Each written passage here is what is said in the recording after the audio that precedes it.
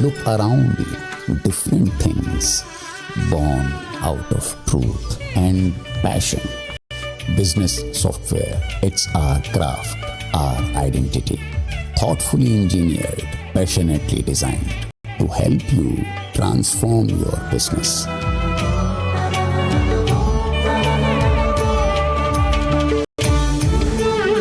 Zoho, made in India, made for the world.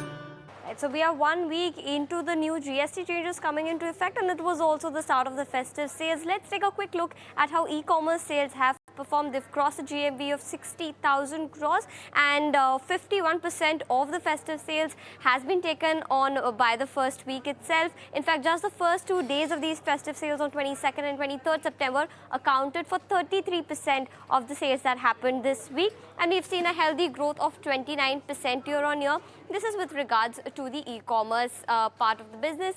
Now, they've seen a very high growth in grocery, which largely was driven by the quick uptick of quick commerce and appliances, which saw a bunch of GST cuts coming down from 28% to 18%. There, 40% growth, 41% growth was also registered. Consumer electronics, again, 34%. Other than this, the other categories that saw a good amount of growth was homeware and furniture.